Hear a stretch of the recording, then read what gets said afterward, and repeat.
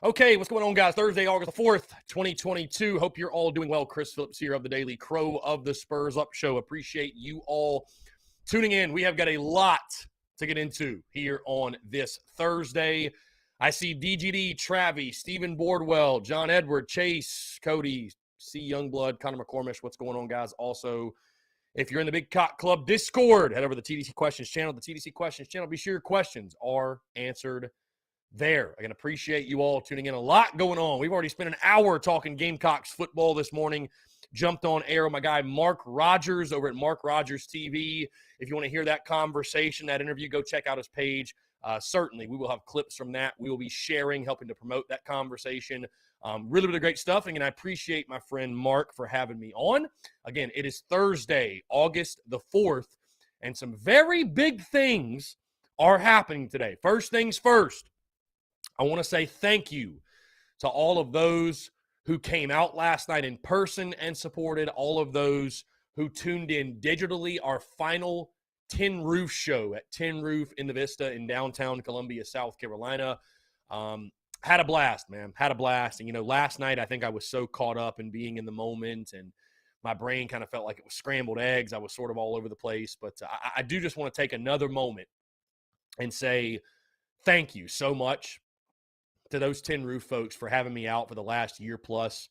My guy Corey, the GM, who hit me up on Instagram over a year ago and even gave me the opportunity to become a part of the weekly offerings at Tin Roof.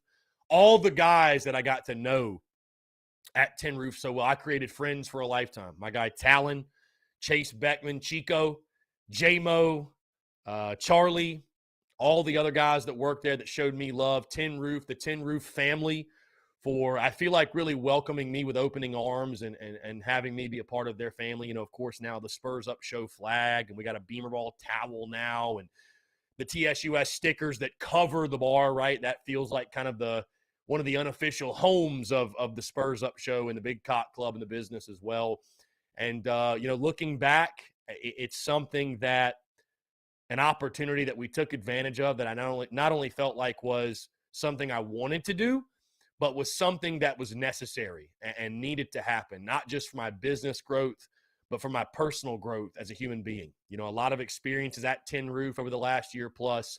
And again, I'm just so grateful for the opportunity to continue to follow my passions and dreams and do what I love from a fantastic venue. And again, I just want to say yet again, thank you so much to my Tin Roof family. We will be back. We will be back. Maybe not on a Wednesday, maybe not on a shag night. It won't be quite the same, but certainly, man, when I come back in town, Tin Roof's always going to be a spot that I stop by and can't wait to just continue to see those guys. And again, relationships that I'll have for a lifetime have been created because of that opportunity we took advantage of. And I just wanted to take a moment yet again to let those people know how much I appreciate them and just to yet again say thank you to everybody in the Tin Roof family. Thank you all so much for the love, the support, and one hell of a ride over the last year plus. So with that being said, again, just wanted to show them love here on this Thursday, guys. Again, it is a huge Thursday for TSUS. It's a huge Thursday for us all because it is report day for Gamecocks football. Players report.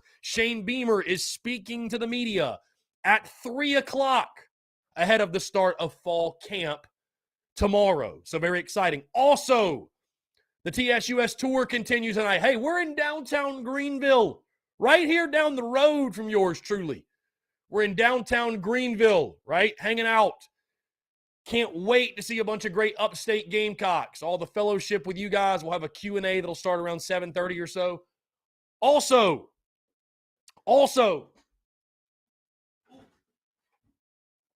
we got these bad boys back in stock officially. Woo! Back in stock. If you're listening via the podcast version, which I'll get into in just a second, the Beamer Ball towels.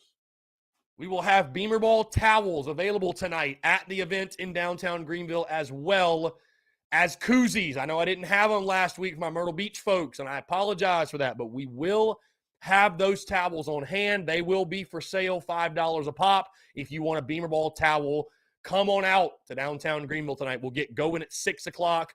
I'll take your questions, probably beginning around 7:30. Just going to be a great night. Going to be a great night in the city. I think I'm going to have some family in town. I know we'll have a lot of friends there. I'm expecting a fantastic crowd tonight. Should be a lot of fun. And then, yeah, guys, other than that, I'm really excited and proud to announce this happening within the last 20 minutes or so. Really, really excited and proud to announce. I had talked about this. It is now a reality. The Daily Crow, right, is now available via podcast version. So, all you folks who tune in live, right, I appreciate you greatly. We take your questions, comments, calls. You guys interact. You are the show. But it dawned upon me that not everybody can tune in live, and not everybody can tune in live for the entire 2-hour block, right? And so there's conversations and there's banter and there's stuff we talk about that might be missed by some of you. Well, no more. You don't have to go back on YouTube and watch. You don't have to go back to Twitter or Twitch or Facebook or whatever it might be. The Daily Crow, I'm proud to announce, is now available in podcast form. The podcast is already up. It's already available with yesterday's Daily Crow.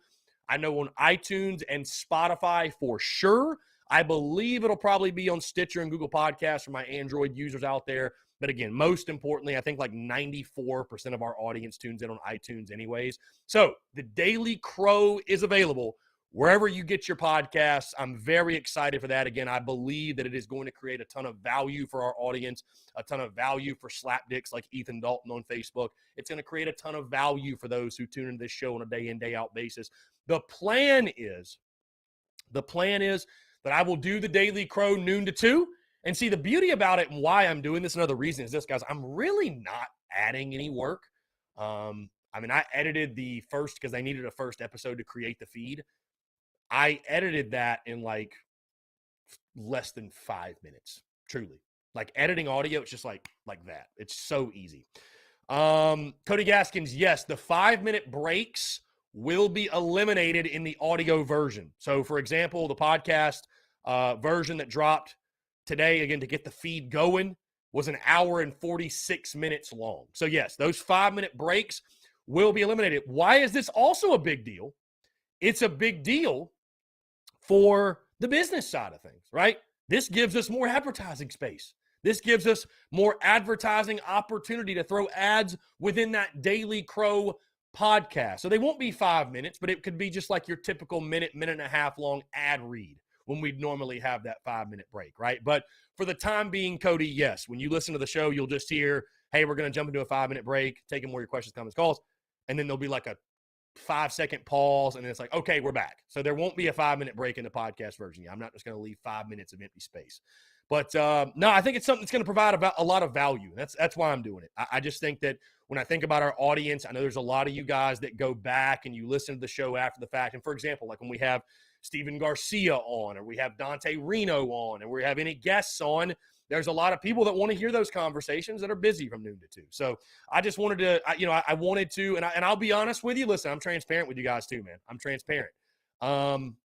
We're making a little bit of money from YouTube. It's nothing crazy, right? It's nothing crazy. We don't make money from Facebook. We don't make money from social media platforms. Believe it or not, your favorite creators don't make money from social media directly. Our podcasts are being monetized now, right? Through Blue Wire. So that is another reason I'm like, hey, why not do this? We're able to monetize the podcast thanks to our friends at Blue Wire, right? That platform helps us to monetize. Why not take advantage of that opportunity? And also in turn, I wouldn't do it if it wasn't pushing immense value for you guys. Like I said, I just think that there's a lot of folks that can't tune into the whole 2-hour block or any of it, and they want to go back and listen. So instead of having to have YouTube pulled up and not be able to use your phone, I know as a consumer that's annoying. Now you have it on iTunes. Now you have it on Spotify.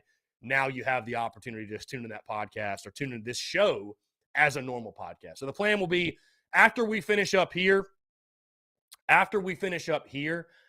don't know that there's going to be like a set time that the show drops every day. Maybe like 3 o'clock, we'll say. Maybe 3 o'clock. But it will drop basically immediately after the show airs noon to 2, right? Maybe we could drop it at 5. But why? I say why wait? Like the show's happened, right? So, we'll probably just drop it at like 3 o'clock after the fact. So Monday through Friday, this is going to happen noon to 2. And then the podcast version, I think, will drop Monday through Friday at like 3. And you guys will be able to listen to that. Okay, whenever you can. So I just think it's something that's going to push a lot of value for our audience, and I'm really excited for it. So let's see. Robbie Davis, what's going on? I see you commenting, my friend. Appreciate you. Craig Phillips in the TDC Question Channel. Yeah, man, I'm ready for kickoff. Ready for kickoff for sure. Ready for kickoff. Shane Beamer's media availability today will be at 3 o'clock, and it will be on YouTube. We will not be airing it live, but we will be tuned in covering it. We will be tuned in covering it. Let's see.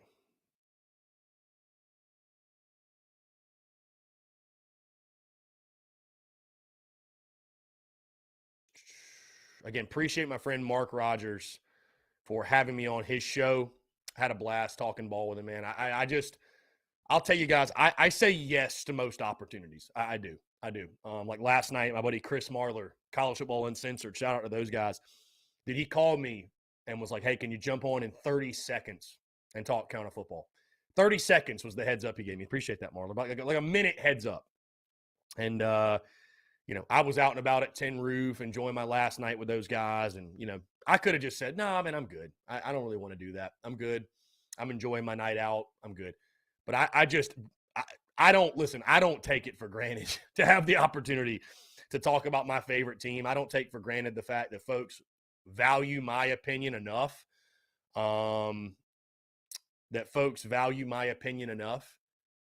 To where they want me on their show. I have tons. I have an immense amount of perspective in regards to, I used to work in the Cube. I used to work in the office 9 to 5.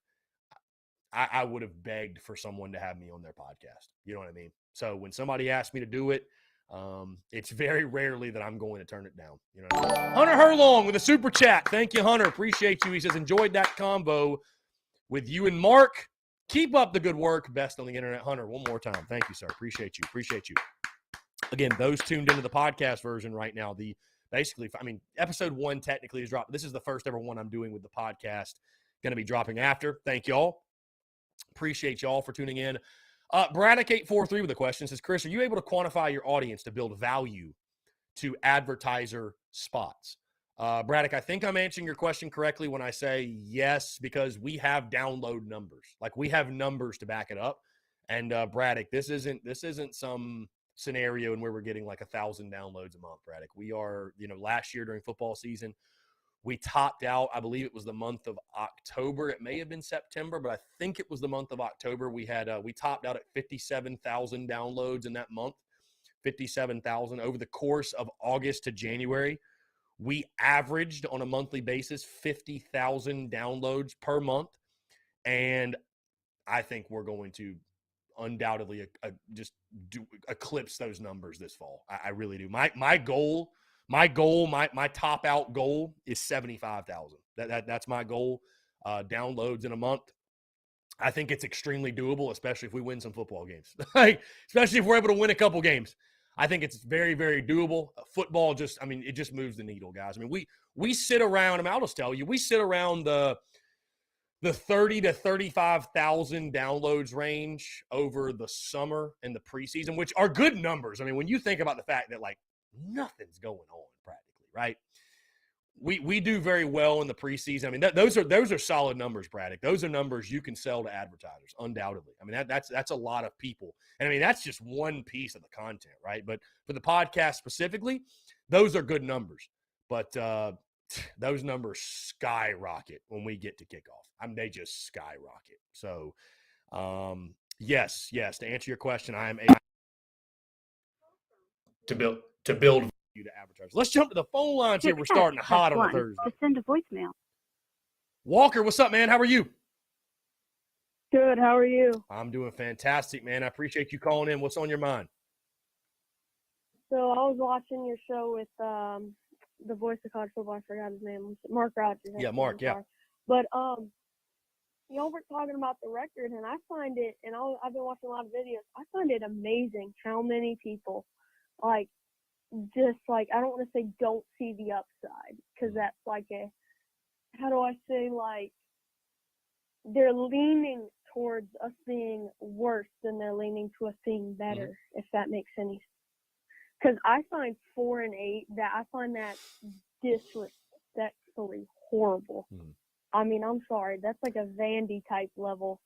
Like, you got to think, if we're 4-8, we've won one game in the SEC, probably, unless we beat like Clemson or something like that. Yeah, I know Mark was trying to play the hypothetical thing just for the sake of conversation, but I agree with you, Walker. That was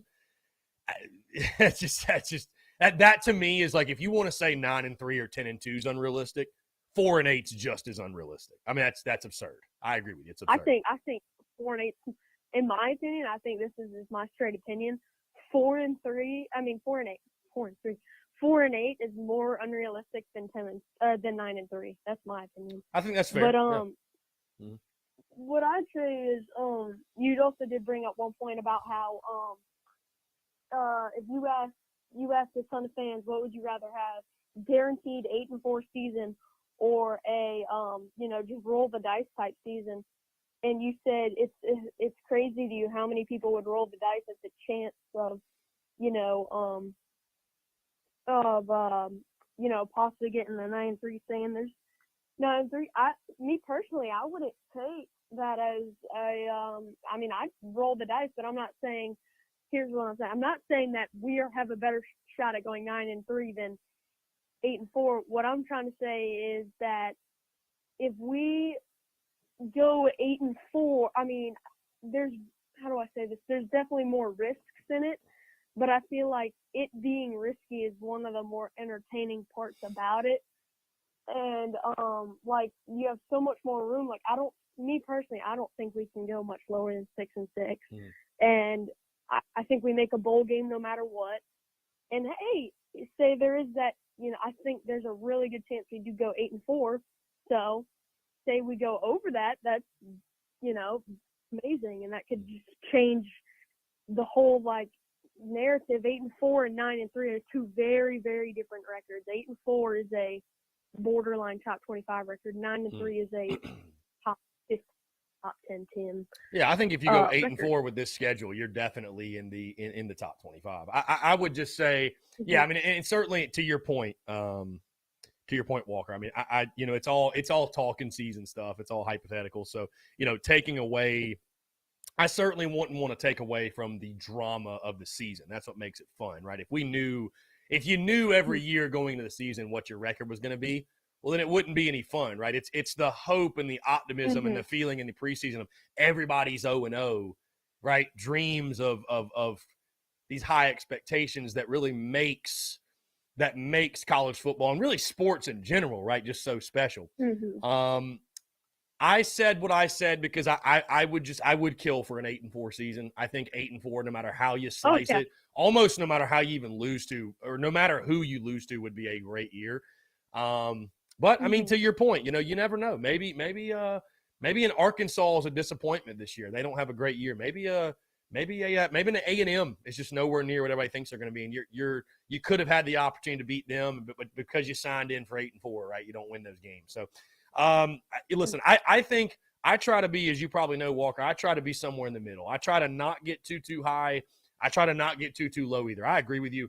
I think worst case, with a healthy Spencer Rattler and just assuming everybody's healthy, I'd be shocked, floored if this team missed a bowl game. I'd be floored if they did. And it'd be a failure, a complete failure. Let's call it for what it is. I don't see that happening, right? I think somewhere between 6-6 and 8-4 is where this team will land. I think most realistically 7-5 or 8-4. I've picked 8-4, obviously, but listen, Gamecock fans should be excited. I mean, I think if you're not excited, you don't have a pulse, because here's the thing. Like, you heard Walker, Mark Rogers, right? You heard Mark Rogers. Why are people so quick to give the benefit of the doubt to the negative side for South Carolina and not the positive side? Well, unfortunately, it's because of the Gamecocks' history. It's the history, right? Florida's going to get more benefit of the doubt than Carolina just because of history. And that's not fair, but it just is what it is. What we were talking about last week is how Florida has a history that we don't have, so they're just going to automatically get the benefit of the doubt. But there's the one thing I do want to say about the schedule, that is, I me personally, I do believe makes it so hard to predict the schedule is that the way it lines up, if that makes any sense. So I think you were talking about this a little bit. You say we go 8-4 in those first. I mean, you said you saw some people picked us to go 0-4 in those first SEC games. What I find so intriguing about that is they think, and I completely agree with you, they think we're going to go we're going to, go Missouri, Vanderbilt, Florida, Tennessee wins. Now, I'm not saying that I would be surprised if that happens. What I'm saying is I'm surprised that the way that happened, meaning I think we could beat those teams if the schedule was different, if that makes any sense, because they're all back-to-back. The fact that we went 0-4, the team's going to be so discouraged off of those first 4 SEC games. How do you think they're going to have the confidence to go 4-0, bounce right back in, their loss streak and turn it right back into a winning streak? And there's one thing I will say, and Beamer brought this up plenty of times in interviews. Our team, I don't think we ever lost more than 2 games in a row last year. Or did we ever lose anything more than 2? No. So after the first 2 weeks in which we beat EIU and then East Carolina, right, back to back, we did not lose back-to-back games. We did not win back-to-back games. We literally went win-loss, win-loss, win-loss. We alternated throughout the entire season. So, and we never, by the way, never fell below 500. So that's another streak we'll try to keep up this year. That's another thing is I don't think we can absolutely flip like the exact different, 0-4 and then 4-4. That's just a little absurd to me. So I know people a couple weeks ago, people were asking me about games. So I'm going to give a brief little quick, since I know I don't want to take too much of your time, my schedule breakdown like very, very fast. Hey, Walker, take all the time you like, my guy. Go ahead. Take all the time you like, sincerely. So Georgia State, I mean, we're a 14-point favorite. I think that's a pretty easy game to pick. But they could – I don't want to say they could upset us, but they could make it closer than it should be. They have done that to teams in the past. So I'll take that as a win. Arkansas, y'all asked me about plenty of times last week, and I think this is going to be a very, very good game. But because of the fact that Arkansas has a home field advantage and, our defensive line has just got to stop the run against such a very good – like a mobile quarterback, and we have not been good about stopping mobile quarterbacks. Maybe we're different this year, but I don't think we're going to have to stop K.J. Jefferson on the run, so I think that's a loss. Now, I know you probably have this game written off, and I know it's just I'm probably going to get – I don't say trash to this one, but I have Georgia as a W. I've been looking at this game for weeks, and the more and more and more I look into it, I feel like it's just crazy how high people are in them. Now, I'm not trying to disrespect you, but you said you had them going undefeated. There are a lot of trap games they have this season. I will say that there is a lot of trap games where I think they could go that they could unexpectedly lose. And another thing is we have also, Georgia, I've brought this stat up before and I'm going to do it again. They look so much like LSU and people expect them to bounce back with the recruiting class. A little fact I'm going to drop again. Them and LSU had the same amount, they had the same ranking of recruiting class coming off their national championship game. So everybody expected LSU, they just won the national championship. They had a historic offense. You're acting like that's going to be hard to come off. Well, they had the number 3 recruiting class. They didn't do very well. And everybody was high on Coach O. He wasn't as expected. Now, me personally, I don't think they're going to be LSU. I don't think they're going to be a 6-1 team. But I think this is a trap game. Williams-Rice is going to be crazy, and I think we could upset. Now, Charlotte and South Carolina State, I'm not really going to go into depth. Those are both W's. And now going into Kentucky, we have stunk in this rivalry not rivalry, but it's probably rivalry for us since we've lost 6-7 games in a row or whatever. We have got to win one of these soon, and I will say this. I think we're going to flip to Kentucky or Tennessee. I do believe we lose to Kentucky only because it's away, and I know that's just going to suck for everybody to say, but I think we beat Tennessee, and I think we lose to Kentucky. I feel like no matter what, we're probably going to flip one of those games. One of those games is going to be a win, and one of them is going to be a loss. A&M, us historically, we suck off of it, and they're also coming off a bye week, which nobody's talking about. They're saying, oh, we're coming off a bye week. Well, they are too. So I think that's a loss. Missouri and Vanderbilt, I'm not really going to go much into. I think that's a W for both those games. Florida, I think, is one of the most overrated teams in college football. That's my opinion. They're one of the most overrated teams in college football. I think that's a win. As I said, Tennessee or Kentucky is going to be flipped. And sadly, I think we lose to Clemson in the rivalry game. So I think I have us 8-4. Yeah, 8-4 with losses to Arkansas, Kentucky, A&M, and Clemson. I love it, man. A 4-game winning streak. So you do have the 4-game winning streak, though, at the end of the season. But the win over Georgia early will set the tone for that to happen. Because I would agree with you. Hey, I'll say this. I've labeled Kentucky the biggest inflection point. But with that being said, I just think as long as the Gamecocks start 4-2 and go into the bye week at 4-2, you're okay. I'm not even necessarily saying you have to beat Kentucky, but you need to be 4-2. I just don't think it's going to be good enough to be 3-3, no SEC wins. And with no SEC wins, you'll have, I feel like, no confidence. So getting an SEC win is pivotal. You just got it against Georgia. Yeah, I don't know exactly what team we're going to beat. I'm not going to say I 100% know which team we're going to be. I think it's Georgia, but I think they're in those first 4 SEC games. Almost can guarantee you we will at least beat one of them. I love it. I love it, man. 8-4, Walker. You're locked in. 8-4. You got 5-3 in SEC play then. 8-4, 5-3 in SEC play, which would probably put the Gamecocks, I'd say at worst, 3rd in the East. At worst. Yeah, very worst. Very hopefully, worst. Too, though. Depends on how Kentucky and Tennessee goes. Thank you for having me on, and I really appreciate it. Walker, hell of a call, man. Thank you so much. Call in anytime. Appreciate you, my friend. Have a great Thursday. Yes, sir. Yep, take care. Walker, man, incredible call there. Yeah, DGD, put that in your pipe and smoke it, DGD. Walker says the Gamecocks are taking down Georgia. The Gamecocks are taking down Georgia in week 3. I will say, again, in case you missed it, Walker's got Carolina beating Georgia State. He's got Gamecocks losing to Arkansas, Kentucky, A&M, and Clemson, winning all the rest. Beating Georgia. That's his big upset pick. And I tell you what, DGD, he feels like Georgia's this year's LSU. Is Georgia a 9-win team this year? Am I wrong? Does Georgia not even win the East this year?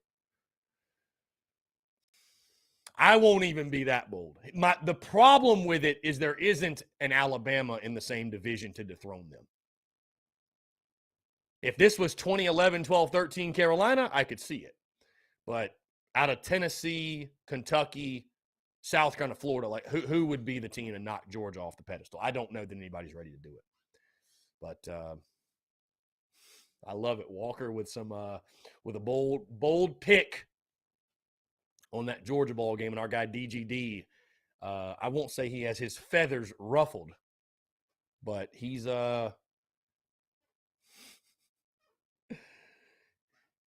feeling some type of way.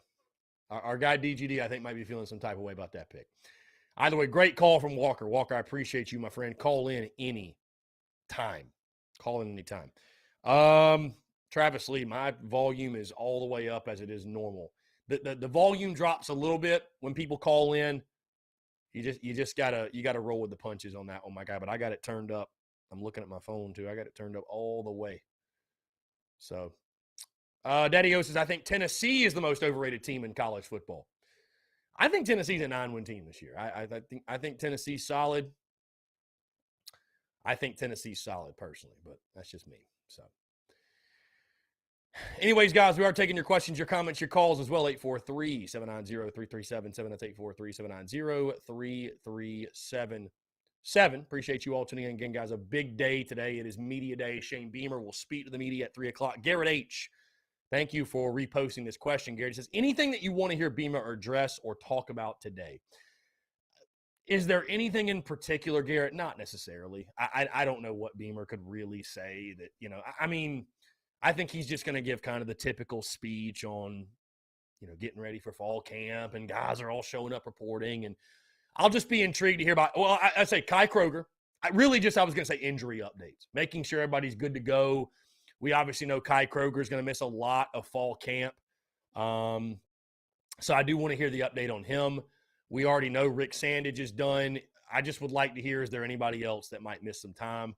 Other than that, I mean, I don't know what Beamer could say or update that we don't kind of already, you know what I'm saying? Like, there hasn't even been a practice yet.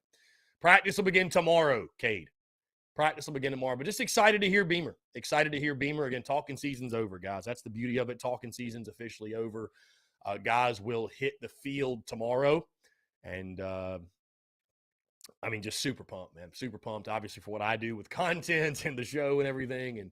And we sit here now less than a month away from kickoff. We're 30 days away.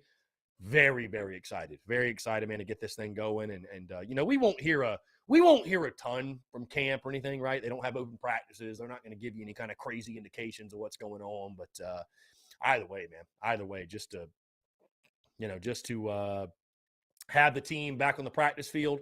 It's just, again, one of those indications that football is right around the corner. So, hey, how about this too? I mean, the preseason begins tonight, the NFL, Jags and Raiders, right? High school football begins very soon. I just saw my alma mater, North Augusta, post something on Instagram, 15 days till kickoff. So basically 2 weeks from tomorrow, high school ball will kick off. So that's exciting. So football's here, folks. Football's here. It may not be kickoff quite yet, but football's here. Football is here. So really excited again to hear from Beamer. Excited to see the guys in their uniforms. There'll be a lot of player availability as well today. So excited to hear from all those guys and hear what they have to say. And I'm pumped up, man. I'm fired up. You should be too. Let's see. I mean, I got Georgia going undefeated regular season. So obviously I think Georgia's going to be pretty good. Maybe that's a lazy pick from me, but I don't know. I think Georgia's still solid. I think Georgia's still immensely talented. So, Chris Miller, I know you have to beat the best to be the best, but man, I wish we didn't have to play A&M every season. Yeah, I'm really, really tired. Really tired of playing A&M. Babes and Waves. Is North Augusta more South Carolina or Georgia fans? In the city of North Augusta, it's on the South Carolina side. So I'd say you have more Gamecocks in North Augusta specifically. It's a mix of Carolina, Clemson, and Georgia. There are a lot of Georgia fans, though, and I grew up around a lot of Georgia fans. That's one of the reasons why I hated Georgia just as much, if not more, than I hated Clemson, honestly. Because Clemson at that point wasn't what they are now, right? Clemson was a 6-win-a-year program like we were. But Georgia was winning, and I heard so much crap from Georgia people. Constantly heard the crap. So, yeah. But it was kind of a mix. So, Cade, here's a good question. I'm ready to see who the first 3 receivers are on the depth chart. Van, Wells. Yeah, we should get a depth chart pretty soon. That is another great point you make. We should get a depth chart fairly soon. I think it will be Van and Wells, certainly. Like, I'm going to do my position unit previews, right? My position unit previews. I am going to do depth charts for every. Sorry, I had a brain fart. Depth charts for every single position. When it comes to receivers, I still put Van as wide receiver 1, guys. Until Wells does something on the field, I'm not putting him at the number 1 slot. I got Van wide receiver 1, Wells wide receiver 2. Wide receiver 3 is tricky because Rutgers getting a lot of hype. But again, he's another guy who's done. So you're telling me number 2 and number 3 have never played a snap in the SEC. I think Leggett could be wide receiver 3. Just to start out. I mean, guys, this is going to change. This is going to evolve. I'm not saying Rucker can't be that dude. And I think Rucker would probably be wide receiver 4 at worst. It's just crazy to think that like 2 of our top 3 receivers could be guys who were not even on the roster last year. You know what I mean? So, you know, I think it's Van, Wells, Leggett, Rucker. I think Legette's wide receiver 3. Dude, I've been calling for Legette to have a breakout season for like 3 years now. So, yeah. Cade says, let's not forget about how good Brooks was through those first 6 weeks, especially against Kentucky. I got to be honest with you, Cade. I don't think Brooks even breaks the top 5 receivers. I think you're looking at just in no order. Van Wells, Rucker, Legette, Dak Joyner, Jaheim Bell's a pass catcher. Stogg will catch the football. Like, where does Brooks fall in regards to options for this team? And you're not going to be going 5 wide every play. Brooks will play. I'm not saying he won't play, but I don't look at him as one of our top pass catching options. I'd put Rucker ahead of Jalen Brooks personally, but I mean, Jalen Brooks could be a really good receiver if he learned to hold on to the football. That's his biggest problem. He just can't catch the football. Amarian Brown, too. God, thank you. I knew there was somebody else forgetting. Amarian Brown, where does he figure in? Maybe Amarian Brown's wide receiver 3. I think that's the position battle within that room. Who's the third guy? I think it's very clear Van and Wells are the top 2. So, Kate says, wow, this is a problem I haven't had to deal with in a while. What are you referring to? Luke RJ, Chris, this football season is going to be crazy just because ever since I started following all your content, I don't remember breaking down the season and the schedule this much in the past. Well, Luke RJ, I appreciate you following along first things first. And I don't know, Luke RJ. I just think with the excitement, I mean, listen, the numbers, I'll tell you this, just from my end, my perspective, I mean, the numbers, the amount of people of tuning in on a daily basis, it's never been this high. It's never been to the level that it is right now. And again, I just think that obviously speaks to Shane Beamer and what he's done with this program and what you did last year and winning a bowl game and adding guys you adding a Spencer Rattler. And so, I mean, I think that's the thing, Luke RJ, as the product on the field improves, what we do will improve. Now, granted, it doesn't matter. We could lose every game and I'm going to still make great content, but you know, it's a lot easier to make great content when the product is a positive, when the product is good, right? Versus when you're losing. I mean, that's the thing that's funny. Like when I, you know, back in the Muschamp era, you know, there were some people that hated my content. And I said, guys, I'm just a reflection of what's happening on the field. I mean, how can you make positive content around a team that goes 4-8? I mean, what are you supposed to say? You know? It's much easier to be positive, optimistic, excited when you're winning some games. Not even saying winning them all, but winning some games, you know? So, yeah, I think a lot of it goes back to, again, Beamer and the excitement he's built and generated. And we're all fired up, Luke RJ. So, you know, it's one of those things, man, where like people ask me, it's like, do you ever get tired of talking Carolina? Like you do it every single day. And I'll say because of you guys, I don't. Certainly, you guys are a huge part of that, and I love getting your feedback and your banter. But, again, it all just speaks to when you got a guy like Shane Beamer that's building what he's built, and it's just on a daily basis, man, the positivity and the energy and the optimism. It doesn't get old, man. It just doesn't get old. Melissa says she's a diehard Clemson fan. She watches the show every day. Well, Melissa, I appreciate you. I don't like your favorite team, but I appreciate you tuning in either way. T-Man, love the studio background. Yeah, this is what we're rolling with right now, T-Man. I may keep it. I may switch it up. I don't know. We're in the new stew. I mean, there's plenty of options, but I'll be honest with you. I've got the desk set up right here, and it's a lot easier to navigate. It's so much easier to just leave the laptop where it is. Might play with the background. You never know. Might play with the background a little bit. I've thought about maybe putting the Spurs Up show and the big Cock Club flags like hanging down right here. I think that would actually look really cool. And yeah, there'd be room for it too. So I might do that. I might do that at some point. Probably not right now because we're using those flags on the TSUS tour and we actually use them in tailgates too. So I don't even know if I'll do that at all. I don't know. We'll figure it out. We're going to play with the background. Joys in the journey. You all know. We evolve as we go. My guy, Phil.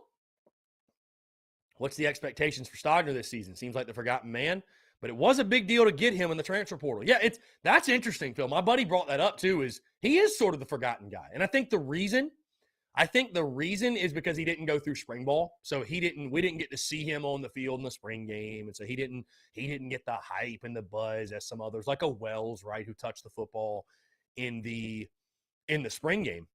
But Stogner's got the chance to be an all-conference type player. Certainly. He's got the chance to be an all-conference guy. So I think it's huge. I think he will be one of Spencer Rattler's favorite targets, right? These guys played at Oklahoma together. They understand how each other works. They understand how each other ticks, while some guys on County's offense might have to adjust to Rattler a little bit. Stogner already knows. So I think early in the season, would not shock me at all to see Rattler go into Stogner a lot. So I don't know that I'm putting, Phil, like a certain number for expectations on him, right? Because there are so many options. There's so many weapons of, who's got to get the football, who needs to touch it. So I don't know that I put a number of yardage or touchdowns, but I think I'm excited for him. I think he is kind of the forgotten guy, and I think he can make a big impact in this offense for sure. Let's see. Garrett, I know you can't take much from simulations. I think one thing you can look at is how the computer rates our talent. So if the game simulates us winning, then it thinks we have the talent to win. I mean, look at the Georgia game. Look at the Georgia game, I guess. By the way, the season simulation series will pick back up on Sunday night. Sunday night, we will do – it's funny. The next two are going to be – I mean, just like the regular season, though, we got Charlotte and SC State. I don't even think SC State's on the game, by the way. I don't think they're on the game. I think we might have to schedule like FCS East, which we'll just sit through watching us play FCS East. But Sunday night, we'll do Charlotte. Monday night, SC State. Tuesday night at Kentucky. That'll be a fun one. So it'll continue coming up on Sunday through Tuesday. And that'll be every week for the next 3 weeks. We will do that.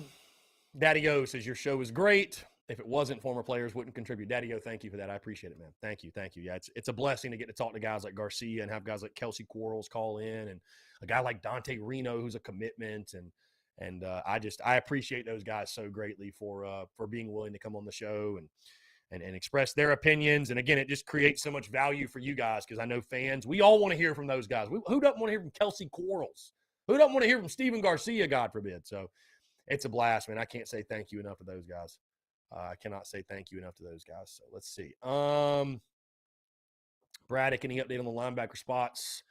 Feel like that's the biggest question mark. I don't know that there's really any update. Again, fall camp gets going tomorrow, so that we'll start to kind of finally learn some things about this team, maybe.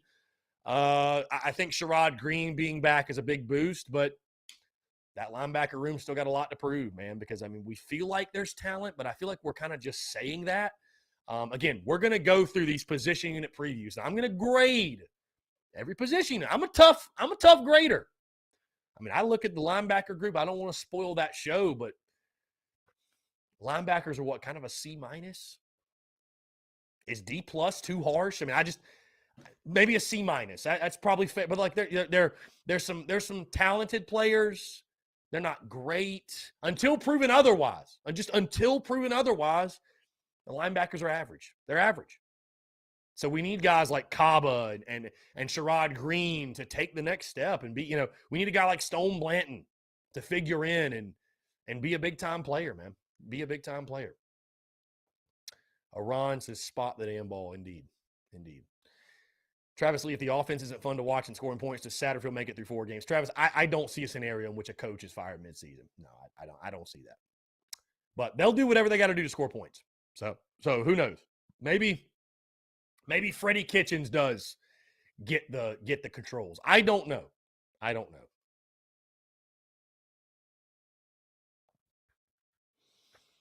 Babes and Waves. Yeah, South Carolina State beat Jackson State in the I forget was it the Camilla Bowl or whatever? I don't know. Camilla Bowl. They beat them in a bowl game. That's all I know. Guys, we're rocking, we're rolling here on this Thursday, August the 4th. We're going to jump into our first break, but I want to continue to hear from you. More of your questions, comments, calls, and more on the other side. You're tuned in to the Daily Crow.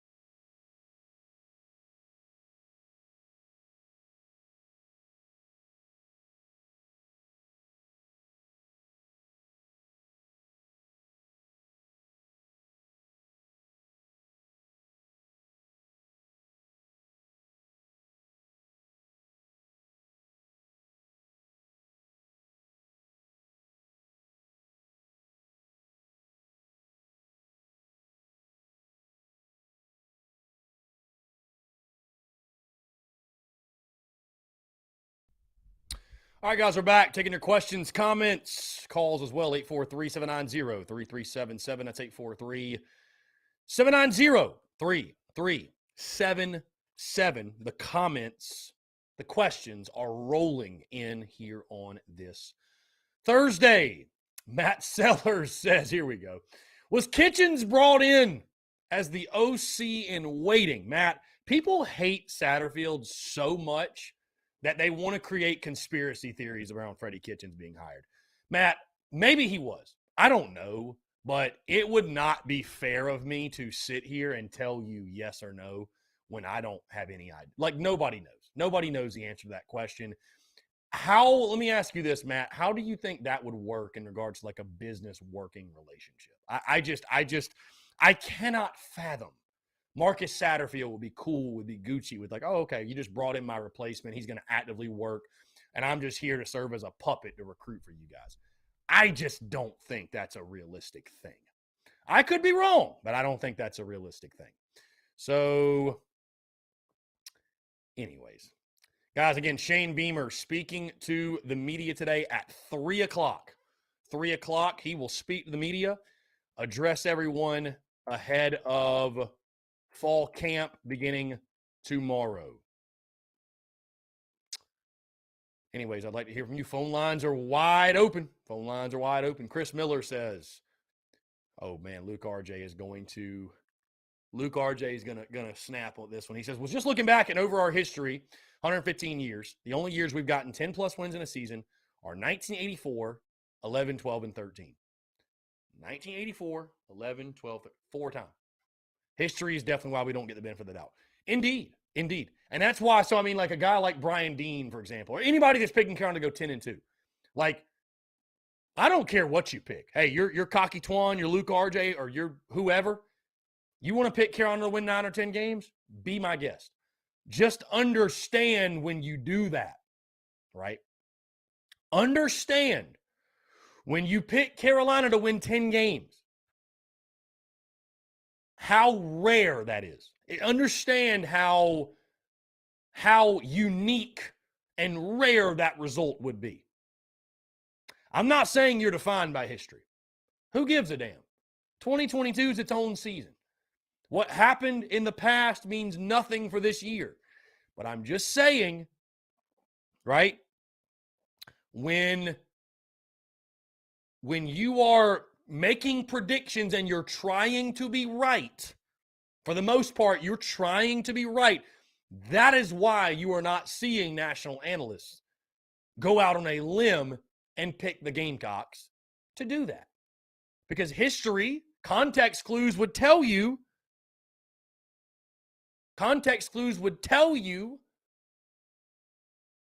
that it's not going to happen.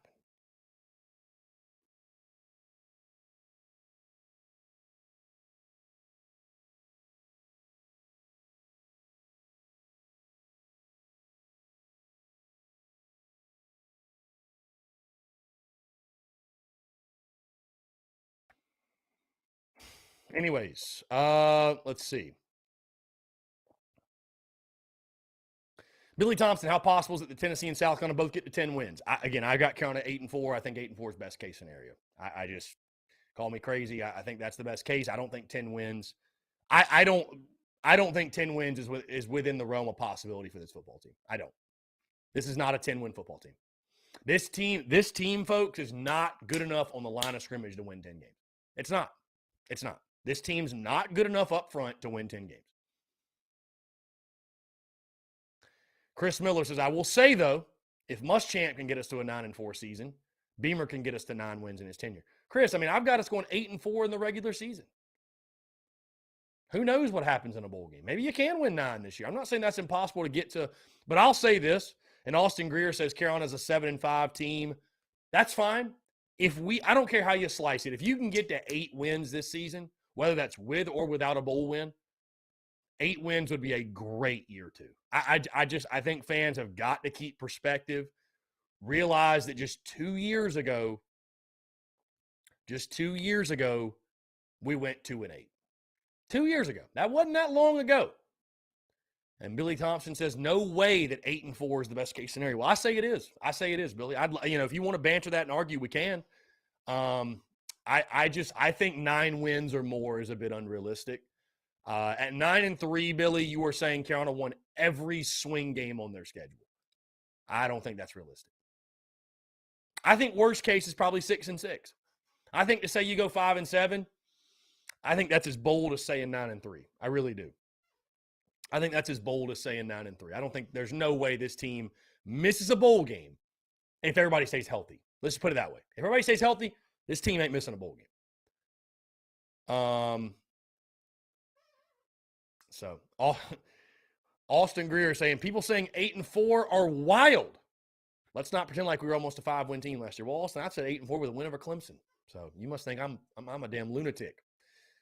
I'm a damn lunatic. So I mean, that's fair. Listen, I mean, Austin, you're splitting hairs there, bro. You said 7-5, but people that are say 8-4 are crazy. It's one game. It's one game. Yeah, Arkansas, listen, biggest swing game. Biggest swing game, for sure. You beat Arkansas, throw the predictions out the window. I just think when the chips fall and the dust settles, 8-4 is the best case scenario. I think 8-4 is best case.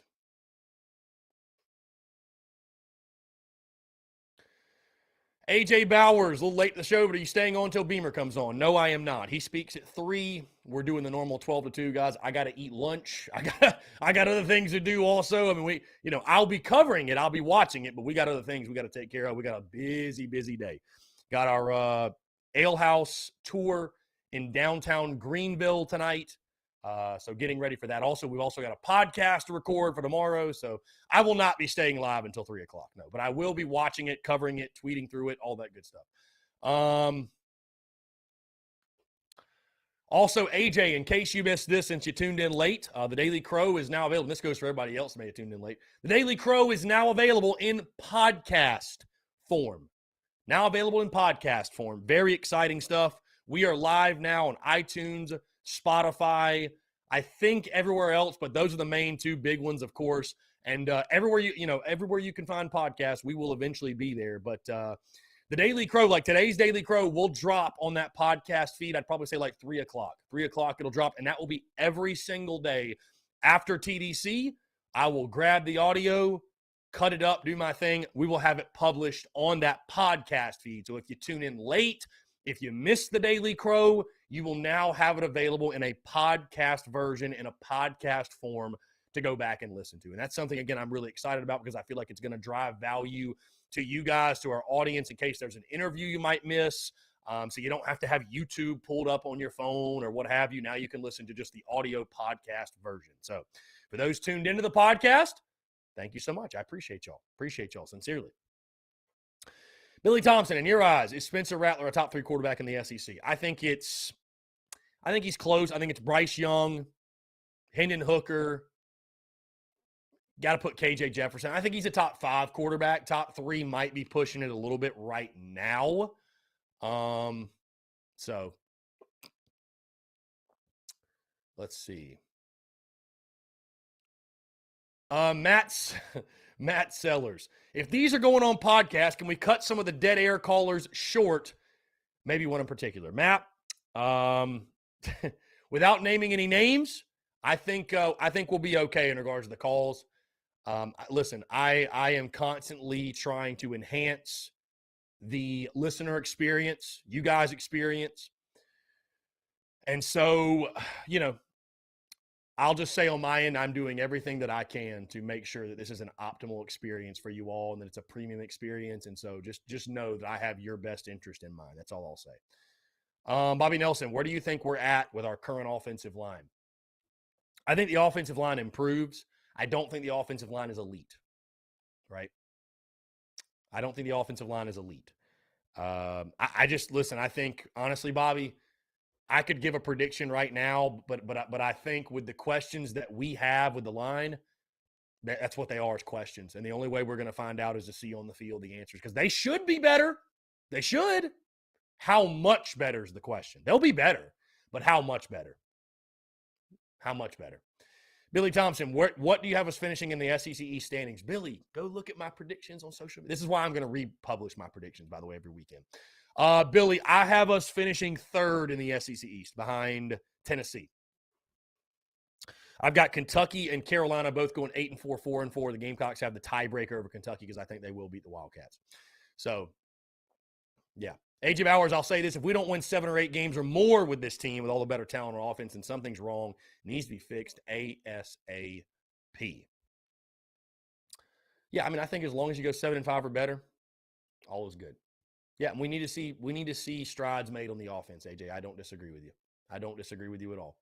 Rebecca, what's going on? Appreciate you tuning in. Yeah, Austin, we do have football tonight. If that's sort of your thing with the preseason and the Raiders and the Jags, we will have, of course, at Ale House, the games will be on. So come on out, watch some football, eat some great food, drink you some beer, what have you. Have a good time. We'll do a little Q&A at 7:30. Also, downtown Greenville, Carolina Ale House. I cannot wait. Cannot wait. Going to be a blast. Really looking forward to it. Really looking forward to it. So, Robbie Davis in the comments. He says, if we have no bad injuries, I believe we'll shock some people. Go Gamecocks. Mark Regal says 10-3. One thing is for sure, we'll have a better record than Tennessee. Tennessee's schedule is much harder than ours. Why is no one talking about this? Mark, I love you, dude. And I respect all the predictions. I can't believe there's people out there that think we're going to win 10 games. I can't believe it. I respect all predictions. I do. You start talking about winning 10 games, I gotta be honest. I think you're crazy. I think you're crazy, and I think you're setting yourself up for massive heartbreak. Massive heartbreak. Because again, here's the thing, guys. People will look at last year and say, this team could have won 9 games. This team could have also won 4 games. Folks, I can give you reasons why Carolina could win 9 games this year. I could give you reasons why Carolina could win 5. The truth lies somewhere in the middle, right? It's not realistic to expect that all of those question marks we have will work out negatively and that we'll win 5 games. But it's also not realistic to expect that all these question marks we have will work out on the positive. Hey, let's take the receiver position, for example. Josh Van's a stud. I can't wait to watch him this year. Beyond him, does it not concern anyone else that we are putting all of our hope and faith into 2 guys in Wells and Rucker that have never played a down in this league? They've never played a down in the SEC. So I don't give a damn that Wells posts a video of him running against air in the facility. He needs to do it in this conference. This ain't James Madison. This ain't Arkansas State. And Austin Greer, again, man, I love you to death, but you got nothing to base that opinion off of, that Wells is a better player than Josh Vann. You have nothing. Literally nothing. I understand the guy was a record setter at James Madison. I understand that. I'm not saying he's not a bad player, but until he does it on the field in an SEC game, I'm giving Josh Vann what I feel like is his just due earned respect. The guy was good last year. It's 1A, 1B, but I just don't understand why people are just writing off Josh Vann. What did Josh Vann do last year to deserve that? I'm not saying Wells isn't going to be good. I'm just saying I'm not anointing him wide receiver 1. Okay, Mark Regal, Leggett is there. What has Leggett done? Omega Blake is there. What has Omega Blake done? Dak Joyner. Dak Joyner's not a good receiver. The offensive line, I'm in the middle. But if you really want the reasons why 10 wins is an unrealistic prediction, the offensive line still stinks. What's to say they won't still stink? Give me a reason why they won't still stink. I like Rattler a lot. Hopefully he lives up to the expectations of hype. You lost your 2 leading rushers in Harris and White. I like Christian Beal-Smith. No guarantee Marshawn Lloyd comes back into his own and becomes the guy we all hope.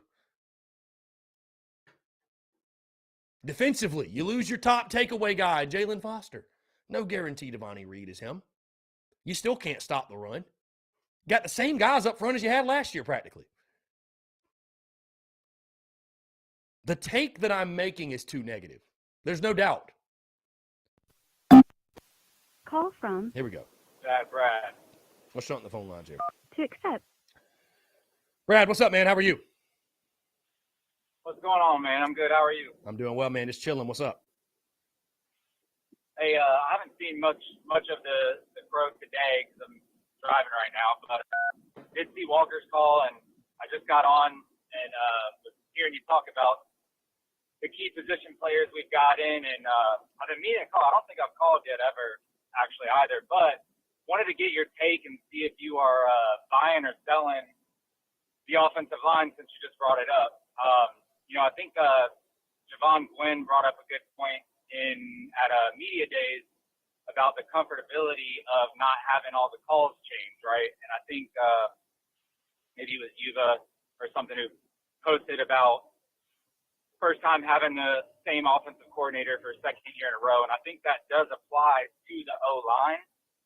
So I wanted to show those big guys a little bit of love. I think we're getting back every single person, and Dylan Wanham played only 6 games last year, I believe. Right. So I imagine he'll be back and starting every game, of course. But are you buying or selling that the O-line is actually going to be improved? Because obviously 2 years ago we saw the year Kevin Harris had, and then thought that might translate to this past year. But obviously with new coordinators, maybe that played a factor in it, maybe it didn't. But just kind of wanted to get your take on that, because I think you said before we'll go as far as maybe Spencer Rattler takes us, or we're always in a game as long as we have him. But I think it's almost a little bit more of the offensive line, right? Like, can they block for him? Mm-hmm. We got a really good running back room, or can they actually, translate that on field now that they have some of these same calls and expectations from the coaches? So kind of wanted to get your take on that. Yeah, hang on with me for this answer, Brad. I'm buying that the offensive line will be improved. I'm buying it because they literally can't be worse than they were last year. They just can't. Brad, how can that offensive line be worse? Tell me. How can they be worse? They can't. They literally can't. There's nowhere to go but up. You gave up 32 sacks last year. Couldn't run the ball for jack shit. They can't be worse. So 129 starts back. 7 guys back who've started 6 or more games in a season. They have to be better. Second year in the system. Steady hand at quarterback. If they're not better, get rid of everybody. Fire them all. There ain't no excuse for them not to be better. The question's how much better will they be? And I think that we will make strides and improvements. I think we have some guys on the offensive line that are limited talent-wise. And you know what? That's just what it is right now. That's why you're going out recruiting big-time dudes. But that doesn't mean we can have a solid enough O-line to win 8 games. We can. But we're not elite up front. We're not elite up front. We're not going to produce a 1,000-yard rusher. But they should make strides this year. I just don't know how great the strides will be. I'm trying not to set unrealistic expectations for that offensive line. But, Brad, to be honest with you, it's not really a bold take to say the O-line will be better because they can't be worse. That's where I fall on it. So, yeah, I'm buying they'll be better, but they can't be worse. Yeah, I agree. I think how much better they will be is going to be dependent on, I guess the consistency of those calls from the previous season. But, I think the offensive line, we're all talking Spencer and Antoine and Rucker and all these new guys, Christian Beal-Smith. But I think, for them to shine really, regardless of what conference they're coming from or what have you, the O-line has to just be tremendously better, right? Like, I think they're truly, a bigger difference in a 6-7 win season to a 9-10 win season. And I'm not saying that we're going to get 9 or 10 wins this season, of course, but if they tremendously improve it's only going to help, obviously, the rest of the position players, which, I mean, that's obvious, right? Like, if the O-line is really good, you should have a good running back who can produce. But I feel like that's, still one of the bigger question marks, even bigger than how much Antoine or even Spencer will produce for us, right? Because it kind of falls on them. So yeah, I mean, you gotta have like I said, I think you gotta have those big uglies up front, man. You have to. You gotta have those big uglies up front. Spencer Rattler can't be Spencer Rattler. Antoine Wells can't be Antoine Wells. Josh Van can't be Josh Van. Lloyd, et cetera, cannot be who they are if the line doesn't do their job, right? So, yeah, I mean, that to me is what's separating Carolina. Because, again, I mentioned before, the more this game changes, the more it stays the same. If you can line up and take a man and move him where you want him to go, it still comes down to blocking, tackling, assignments. It still comes down to those fundamentals, right? Everybody in the SEC's got skill players. Now, some have more than others. Bama's got more than Vandy. It's not a hot take. It's the truth. But what Bama's also got that Vandy ain't got is depth up front. That's what the elites have, is depth up front. And I really do feel like it is that depth up front that really puts teams into tiers and separates them, right? Because if you don't have those guys, you have practically nothing. I mean, Spencer Rattler's great. And again, I think his addition is going to help the offensive line. Having a steady hand back there is going to help. There are many reasons, like you mentioned, why the offensive line will be better. There really aren't many reasons why the line will be worse. Because again, I don't know that they can really get worse. I just don't know that they can. But my question just comes back to how much better will they be? And again, while I think it's unrealistic to expect they'll be as bad as they were last year, I think it's also very unrealistic to expect, we're going to pave the way for a 1,000-yard rusher and, we're just going to have a top 3 or 4 in the SEC line. We're not there yet. But that doesn't mean we can't improve greatly, because we were at the bottom of the barrel last year. So it's funny because we've seen two extremes of this offensive line, because most all these guys were on that 2020 team that paved the way for Kevin Harris. And then they were all on this team last year that couldn't block for jack shit. So who are you? Against all SEC competition, by the way, right? Like, we're like, hell, you got all SEC competition and you're paving the way for a 1,000-yard rusher. But, like I said, we learned in between, the 2020 and 2021 season that clearly, regardless of the coordinator switch, we don't know what to expect going into any season, regardless of who we're bringing back, So, I don't know. I'm nervous about the O-line. You know what I mean? I love to be optimistic about, all these key players we have. And, of course, I think we'll have a shot in every game, including Georgia, including Arkansas, Clemson, all those guys. I think Tennessee probably is the game that scares me most. I know Dalton's not going to want to hear that, but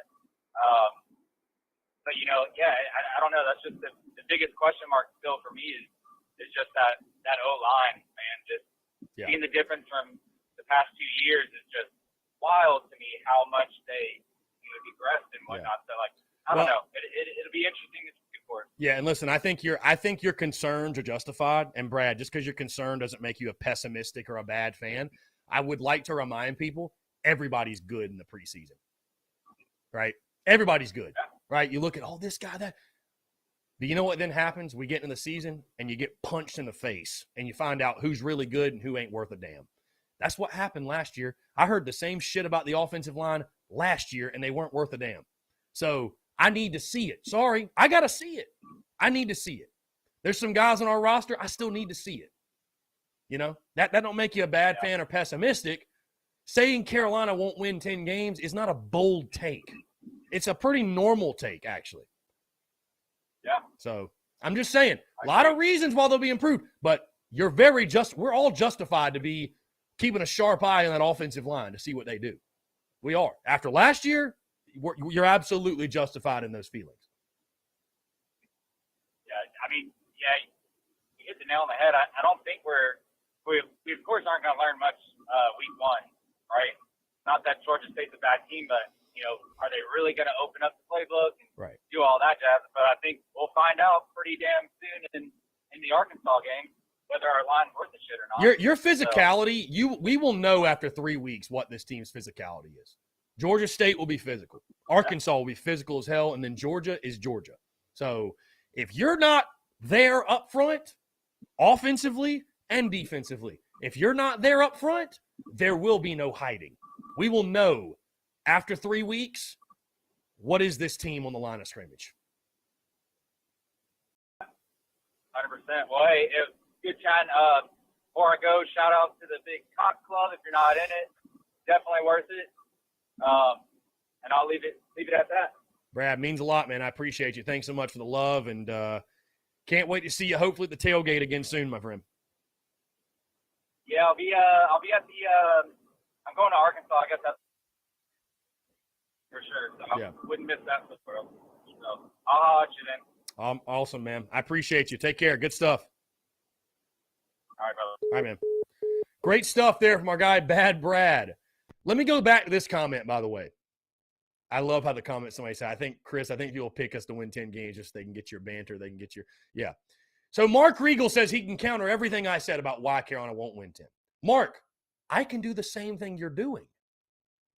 I literally just did this with Mark Rogers like 2 hours ago, that this team has question marks, right? There are reasons to be optimistic. There are reasons to be pessimistic. I'm not saying when I countered you that all those negative things are going to happen negatively. But it's just as unrealistic, Mark, for you to say that they're all going to work out in our favor. The truth will lie somewhere in the middle. Some of our questions will work out better than we probably even expect. They'll exceed our expectations. But some of the questions it's realistic to expect, they won't work out the way we hoped. When have we ever gone into a season and everything just worked out? Everything panned out how we hoped it would. Like, the truth's somewhere in the middle. That's where I come in. Perspective. Perspective's a beautiful thing, man. And I'm sorry, but a 10-win season? Somebody mentioned, what if it goes to the bowl game? 9-3 with a bowl win. I just don't see it. I don't see it. I think 8-4 is best case, and I think 8-4 is a season we should all be ecstatic about. And if we win more, guys, you act like I'm going to be upset. I'll be elated. Elated. But more perspective. This is a team last year that went 7-6, won the Mayo Bowl. This is a team that was very close to going 4-8. Truth somewhere in the middle, right? This is not a 10-win football team. This isn't a 5-win football team either, but it's not a 10-win team. It's not. It's not. I think that's putting way – but, hey, maybe it is this crazy magical year. But to pick that from your lips to God's ears, as I like to say. Guys, we're going to jump into a break. I want to continue to hear from you. Hey, keep it coming. Keep the heat coming. Maybe by the end of this show, y'all can convince me we're going to win 10 games, and I'll change my predictions. Taking more of your questions, comments, calls, and more on the other side. You're tuned in to the Daily Crow.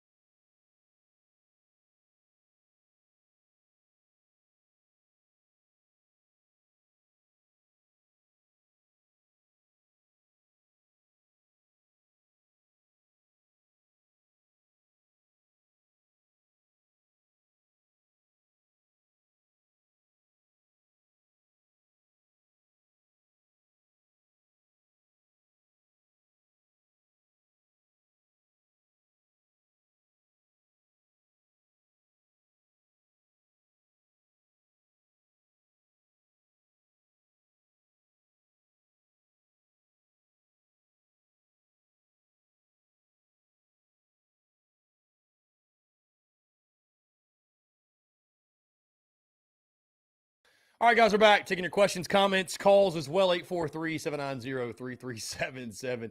And I was laughing during the break because I saw my guy, Brian Dean, who already picked 10-2, now says 8-4 is a safe pick.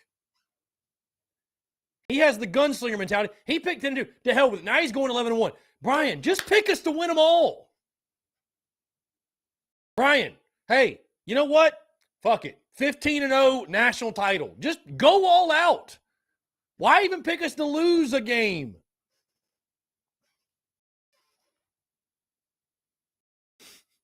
Why even pick us to lose a game? If you're going to go 10-2, just go 12-0.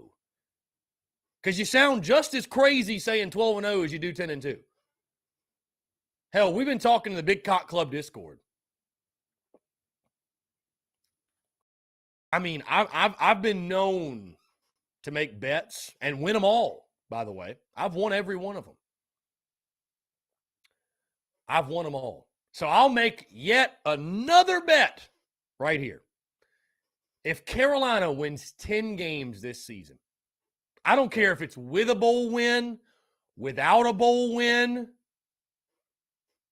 If South Carolina football in the year of our Lord 2022, if they win 10 games, with or without a bowl win, I will get Beamer Ball, the Beamer Ball logo, this guy right here. I will get Beamer Ball tattooed on my ass cheek without hesitation. Nothing would bring me more joy than to have to do that. So you have my word here on this Thursday, August the 4th at 1:25 p.m. If we win 10 games or more this season, if we reach double-digit wins, Beamer Ball going on my ass cheek. Okay?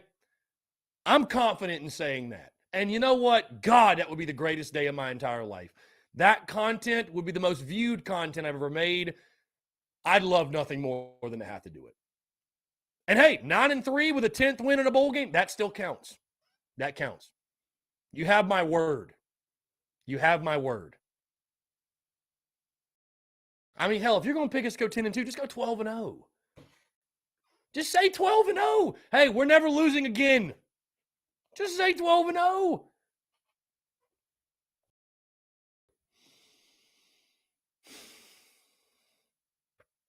No, Jonathan Lee, I will get Beamer Ball tatted on my ass. Gladly.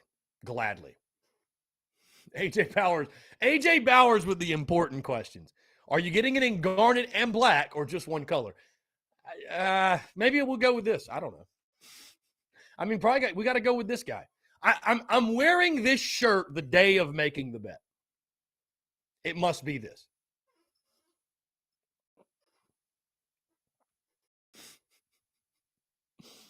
I mean, I've done a lot of the ass tat bet thing. The ass tat bet thing has got to backfire at some point, right? It has to. It has to.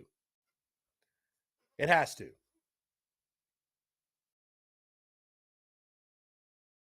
John Ever, what game outside of Georgia State, South Carolina are you interested in? Are you talking about just like the college football schedule for week 1, John Edward?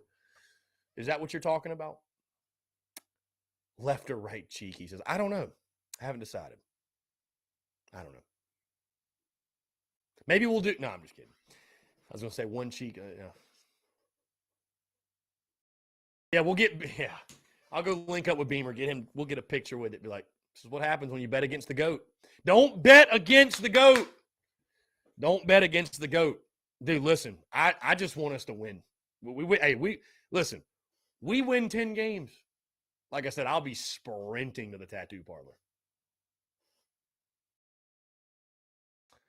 Yeah, Tree probably going to commit to the Gamecocks tomorrow. Jonathan Lee wants to talk recruiting. He wants to talk anything other than my ass. Jonathan Lee, you uncomfortable, my guy? You seem uncomfortable. Yeah, I think Tree is going to commit. Nobody else I'm hearing about, but that'll be a big one. That will be a big one for sure. Again, Shane Beamer speaking to the media today at 3 o'clock. Very, very excited to hear his comments on the start of fall camp. Very excited to hear his thoughts on the start of fall camp. Not sure that he'll drop anything,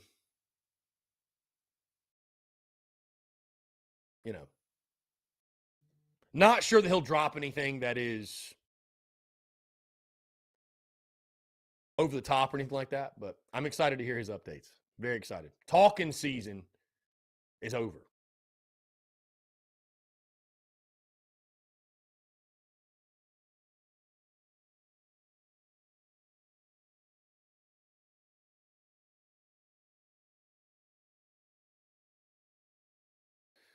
Anyways, guys, taking your questions, your comments, your calls. Carmelo Taylor, when does he commit? I don't even know. When does he commit?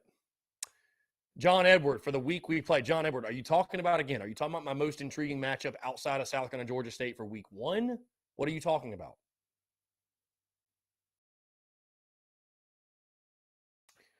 Don't know when Harbor commits either. That's a big one. That'd be huge, obviously. Number one play in the country. That would be a massive, massive pickup. Let's see. Brian Lattimore makes the point that Beamer will show love to that ass tat clip. I don't know that Beamer will. I don't know that he will. You think so? You think he's going to show that to the team? All right, we got even more motivation. I don't think they need motivation from me to go win every game. I don't think they need that, but maybe they do. I don't know. Maybe they do.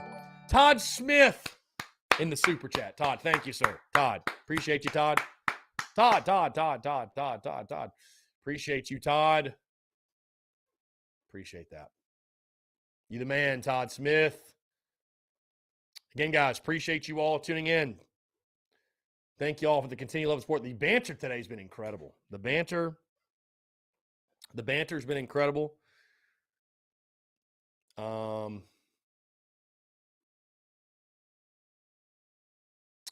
So, also, if you're listening via the podcast form, guys, in case you missed that, the podcast is now available on iTunes, Spotify. We'll be across Stitcher, Google Podcasts, all that good stuff. If you're tuned into the podcast version, appreciate you, and excited for the podcast version to be now available. And yeah, so good stuff on that front. I think that's something that's going to drive a lot of value to you guys. Also, come on out tonight.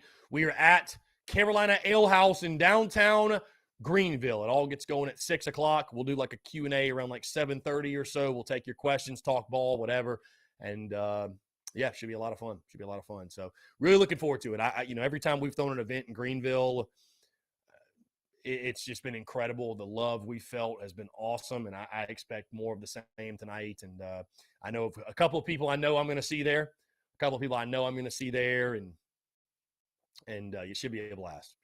So, not your average sports kids. I'm listening right now while studying for my driver's ed final. Love that, my man. I hope you crush it.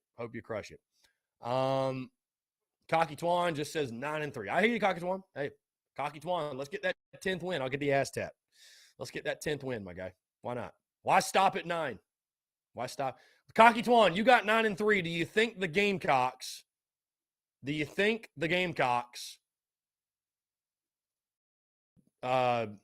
win a 10th in the bowl game? Do you see that happening?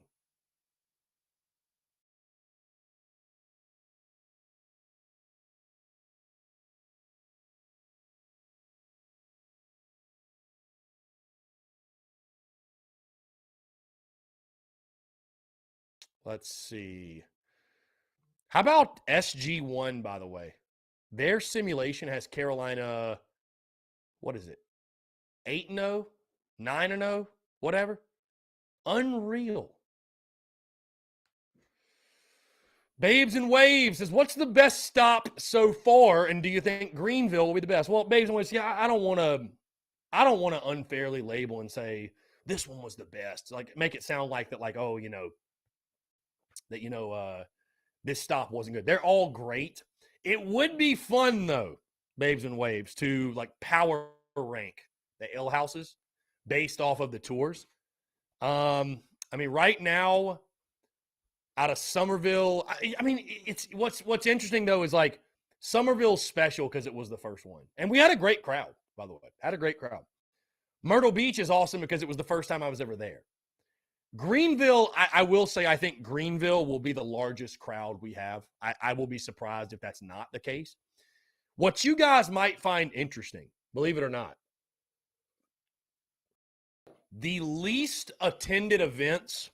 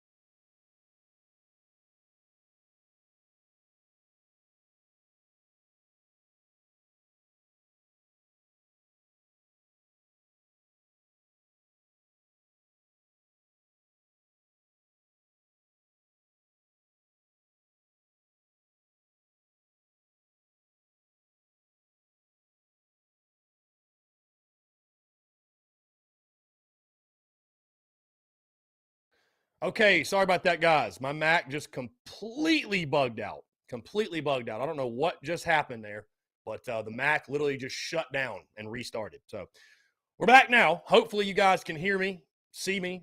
You said it was lagging, so maybe something. I don't know what was going on. Muschamp hackers to the moon. I don't know what just happened there. The Mac literally just shut down, gone, kaput, dunzo. Can y'all see me? Can y'all hear me? Are we back now? Let's see. Can y'all see me? Can y'all hear me? Are y'all good now? Again, it's not you. It was me. My Mac just literally cut off. I don't know what just happened. Okay, sounds like we're good. Looks like we're good. I don't know what just happened. The Mac just like the screen just went black. So I don't know. Cody Branch says, no wonder it's not the streaming service. It's an Apple product. Dude, I love my Mac. I love my Mac. I don't know what, dude, I got Apple everything. So anyways, back to what I was saying. Sorry about that, guys. Daniel Gregory. Okay, everybody should be okay. Everybody can hear me, see me. Okay, we're good.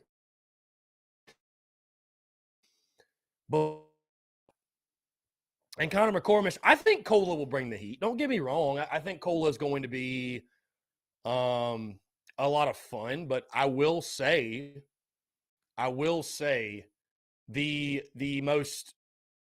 least attended events have been the ones in Columbia, believe it or not. And I'm not saying that to say like we haven't had crowds there, but I think almost, to be honest with you, I think what it is, I think people in Columbia take it for granted.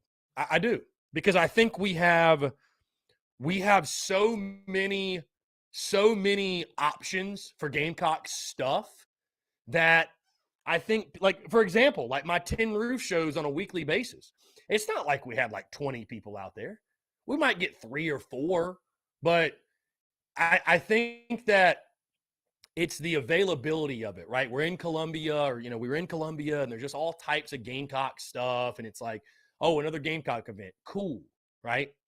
Versus when you make a point out of it to go to a Greenville or go to a Somerville or go to a Myrtle Beach, right? Or go to a Fort Mill, Augusta, et cetera, et cetera, et cetera.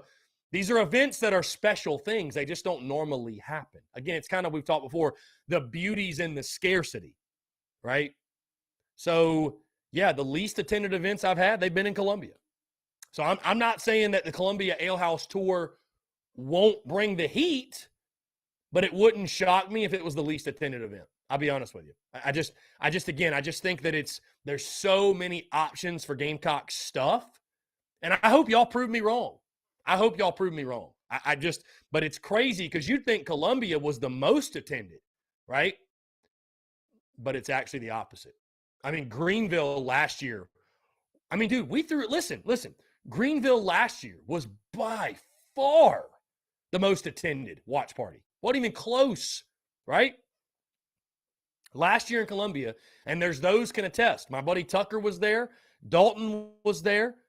I mean, I'll just go ahead and say it because it's not an indictment on the business. It is what it is, right? You throw events, right? Especially when you're building a business.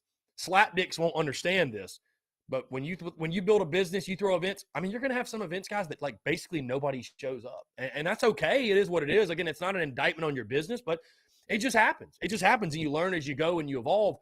I mean, the watch party we had last year for the Georgia game at Carolina Ale House in Harbison, we had like 4 people come. I mean, again, you can ask Dalton, you can ask my buddy Tucker. There was like 4 people that showed up. Like basically nobody, right? For Georgia. It's a huge game for Georgia, right? And I know a lot of people went to the game, but still. We had more people out for a noon kickoff against East Carolina in Greenville than we had come out in Columbia for a night game against Georgia. So what does that mean, right? What does that mean?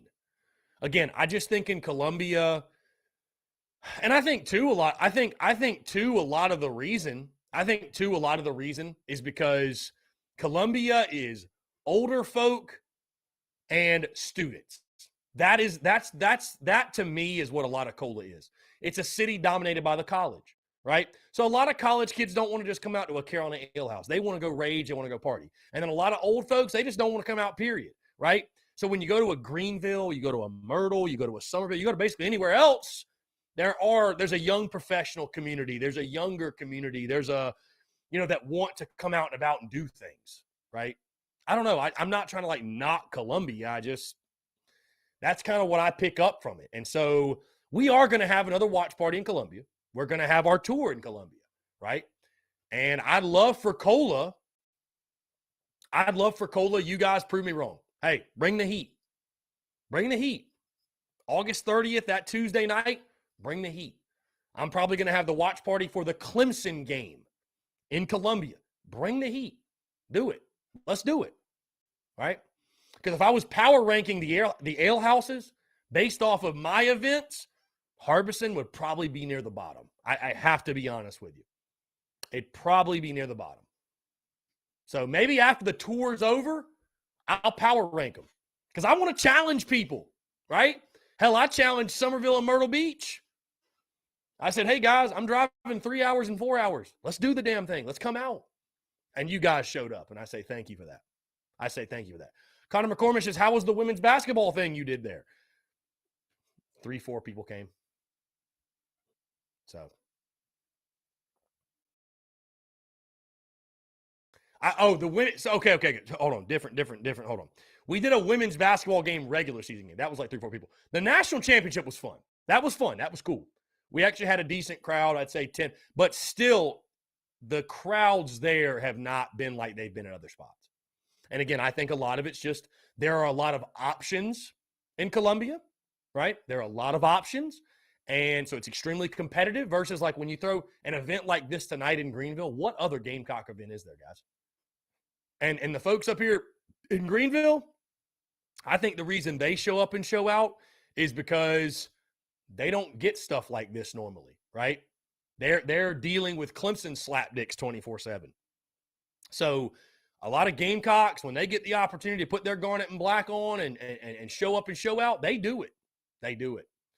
So they do it. And I'm appreciative of them. I'm also appreciative of the folks in Columbia. I want to challenge my Cola folks a little bit. Y'all show up and show out, man, the 30th. But tonight, we got downtown Greenville. Very excited. Things are going at 6 o'clock. We'll do a little Q&A at 7:30, but it's going to be a blast, man. I mean, Carolina Ale House, you see the logo. Over 65 beers on tap. 65 beers on tap. Great food, great people, great times. Yeah, Connor McCormick says, I'm a student. I understand what you're talking about because when I actually think about it, I'd rather go to Village than go with the boys than go to Carolina Ale House. Yeah, and so Connor, I mean, listen, I got a lot of love for my students, but that's what a lot of Cola is students. Like a lot of people, when they graduate, they don't stay. A lot of folks, when they graduate, they don't stay, right? They either go to Charlotte, they go to Greenville, they go to Atlanta, they go to Charleston. They don't stay in Cola. A lot of them don't stay in Cola. So, and that's just, I mean, that's cool, but that's the reality. So when you're throwing events, I think that's why we felt, I'm curious to see what Fort Mill's like next week. I really am. because I thought the crowd was solid. It was okay. But Fort Mill is the closest ale house, obviously, to Charlotte. And Charlotte, bro, there's a lot of Gamecocks in Charlotte. The CLT Gamecocks, they know how to do the damn thing. So a lot of fun. A lot of fun. Looking forward to that. Going to be a great time. Guys, we're going to jump into one final break, but I want to continue to hear from you. More of your questions, your comments, your calls, and more on the other side. You're tuned in to the Daily Crow.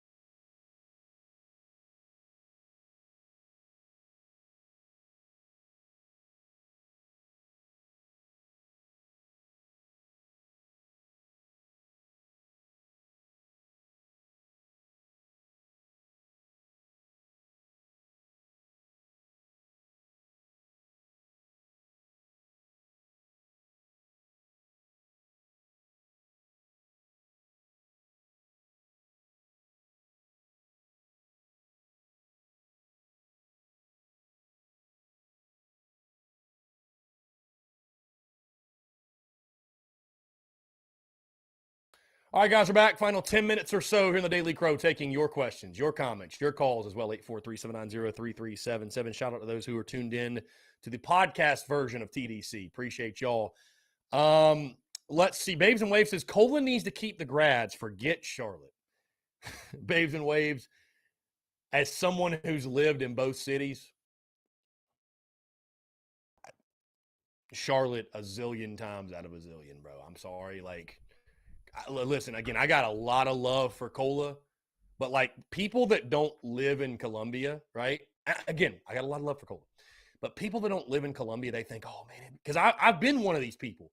It'd be so great to live by the stadium. They think of Willie B and Founders Park and CLA and right. That's all really cool, right?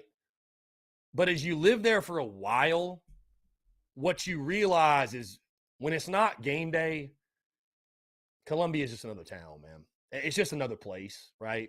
And so then you start comparing Columbia, the city itself, to other places. And I've said this comparing Columbia to Greenville. I'd without a doubt say it about Charlotte.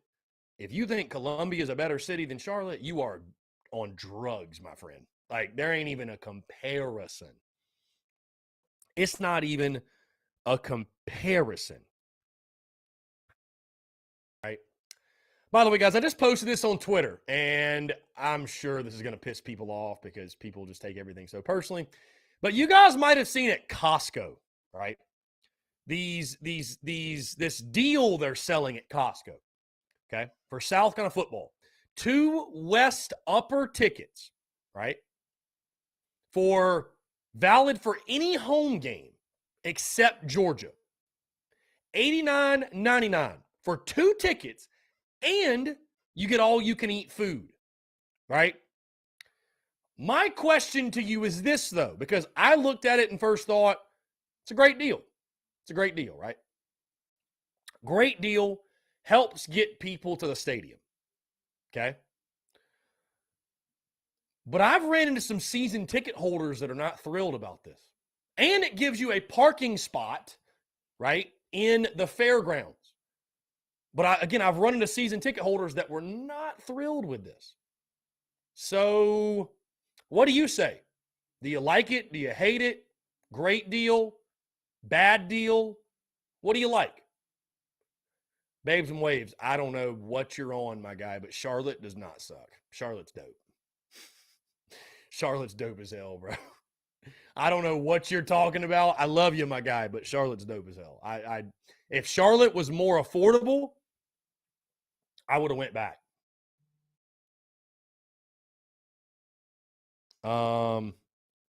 If Charlotte was more affordable, I would have went back. Like, Charlotte's dope. Charlotte's a blast, bro.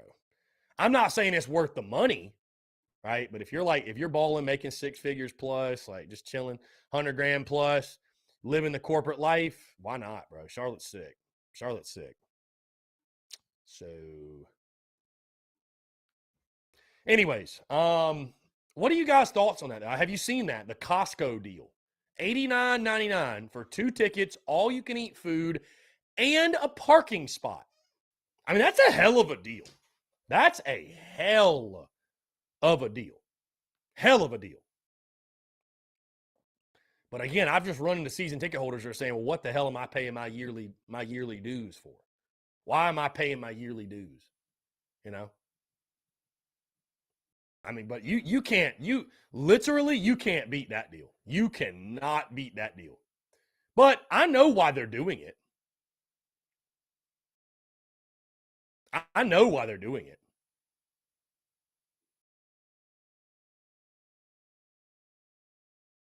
Right? They want to get people in the stadium. Personally, I think it's genius. I think it's genius because we've talked about so many times on this show before that, there are so many reasons these days to not go to games. And so the school obviously still wants people in the stadium, right? So finding creative ways to get people to go, I think is necessary. I think it's a must. And again, I think it's a great deal. I really do. I think it's a great deal. And I think if you're a Gamecock fan that, again, maybe price has been an issue. I think you have to take advantage. I think you should take advantage. Why not? Why not? Again, it's 2 tickets in the West Upper, which is home side. West Upper, $90. 2 tickets West Upper. All you can eat food and a parking spot. Like everything's taken care of. Everything's taken care of. I say, why not take advantage? Why not take advantage? So I just was curious though, because I have again run into some people that are season ticket holders that are not fans of it. And so, I'm just here to pose the question. I'm just here to start the banter. I'm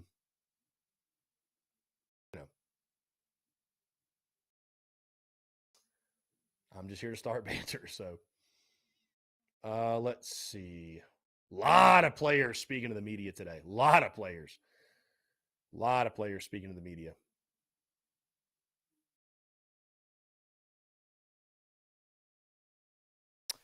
Let's jump to the phone lines here. Call from Justin. Justin, what's up, man? How are you?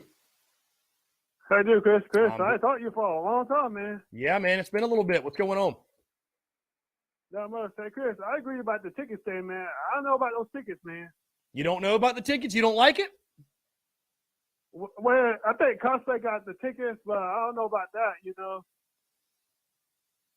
Hold on. What do you so do you like the tickets or you don't like the tickets? Well, I think it's kind of new. I think it's kind of new. I think people should try to see how it does, Yeah, I mean, I think it's good just to, again, get people in the stadium. I just, that's their number one goal. They're doing the whole catch a game slogan thing. I think get people in the stadium and pack out Willie B. I think that's the number one concern. So, again, you got to get creative, right? They're having trouble, I think, filling in the last 10% or so of the stadium selling those tickets. So finding whatever creative ways you can do that, yeah. I think it's smart. But yeah, so I'll say at least kudos to the school for trying something, Oh yeah, and Chris, we didn't do that last year, because they were afraid to do it last year too, Yeah, good point. Good point indeed, my friend. Good point indeed. Oh yeah. So. Hey Chris. Oh yeah. Hey Chris, before I go, man. Hey Chris, you can pick any ACC to beat Chris. Who would it be? If I was going to pick anybody in the ACC to beat Clemson, I'd say NC State. I think they're the hot team to pick right now. I think they got like 18 of 2 starters back, got their quarterback back. I think NC State is the team that most feel if somebody makes a move on Clemson, it will be NC State. Yeah, I got NC State too, Chris, because I like NC State because that's my favorite second team, because I love NC State Gamecocks, I don't care about North Carolina because they didn't show me much last year, Yeah, no, dude, UNC I think will take a major step back. I think Sam Howell, I think having him at QB, I think that was their window. I think, I think they missed out on it. So I don't think UNC will be a factor this year. Yeah, I agree, Chris, because, I always say I got to stay with my team, like a Gamecocks or each state. That's my 2 favorite teams, Chris. Mm. Indeed, yeah. Yeah, for sure. Yeah, Chris, I know you like NC State too, Yeah, no, I like NC State. No, I'm pulling for somebody to dethrone Clemson as we all are. So. Yeah. Yeah. Hey, Chris, I gotta get going, man. Take care, man. Hey, appreciate you, my man. Thanks so much for the call, Justin. Always a pleasure to chat with you. You too. All right, brother. Later. Great stuff from Justin. Thanks so much for him calling in. Listen, like I said, I think it's a good idea. Lynn Turner, if you can get somebody in the stadium to get the game day experience, you might get some folks hooked live. It's so different for TV. You know what's interesting, Lynn? You might disagree with this, we have different vantage points. I don't know if there's agree or disagree or what have you. But for me, I'm somebody that still loves going to games. I'll be at every game this season. I'll be in the stadium for every single game. Cannot wait. Right? I am someone, though, doing what I do. It's a different type of experience when you're trying to create content around it. I would rather, honestly, believe it or not, rather watch the game on TV. Even though I will be there again inside the stadium for every game because I'm going to be in Columbia throwing our tailgate, and it doesn't make sense to drive back to Greenville and watch the game in the studio. But I just feel like when I'm in the stadium, I miss so much of the game. Like in regards to like the action on the field, right? You don't really have a ton. Like, I know you got the big screen, but you don't really have replay the way you have it on TV. You don't have announcers breaking everything down and saying this, that, whatever. Like, you don't have different camera angles, and you don't see a lot who's subbing in, subbing out, whatever. So I think football is a game that is made for television. It's a game that's made for television. Granted, again, there's nothing like being there. It's just a different experience for me when you're trying to make content. But either way, I know you guys, I mean, the thing that I feel great about, that makes me feel good about is that I know y'all enjoy the in-stadium content. Y'all enjoy that content we create when we were there inside Wings Bryce. And I do love, I mean, don't get it twisted. I love being there. I mean, there's nothing like it. There's nothing better than being in the stadium, and it's incredible. But there are advantages. Like when we have road games, there are advantages in the way I'm able to get highlights out and posts out, and, you know, battling the in-stadium Wi-Fi or lack thereof is something that I deal with consistently. So whatever, it is what it is. It's the beauty of the season. It's the beauty of the season. Guys, that's going to do it. And Lynn Turner says this is my 32nd season of my seats. I watch the replay to get the multiple angles. I love that, Lynn. Love that. I love that. Yes, Babes and Waves game day vlogs. We'll be back. Behind the Beak. We'll be back. I'm going to be putting together Behind the Beak today, the latest one. It should drop later today. Did not get to do that yesterday because we had to go to Columbia for the Tin Roof show. That will drop today. But yes, we'll have weekly vlogs, Babes and Waves. You don't worry. AJ Bowers, last question. Star player for the first game. Spencer Rattler. I think he balls out. Spencer Rattler. Guys, that's going to do it all for me. Appreciate you all tuning in. Thank you all so much for the continued love and support. If you're on the podcast side of things, welcome to the Daily Crow podcast. If you did not catch all of today's show, go check out the Daily Crow on iTunes, Spotify, wherever you get your podcast. The Daily Crow now available in podcast form. Very excited for that. And again, all my upstate Gamecocks. Hope to see you tonight. Carolina Ale House in downtown Greenville. Other than that, stay tuned for the podcast tomorrow, the Daily Crow, all the content. You know the drill, guys. Appreciate you all tuning in. And thank you all so much. Have a great rest of your Thursday, and we'll see you tonight at Carolina Ale House in downtown Greenville. Y'all take care.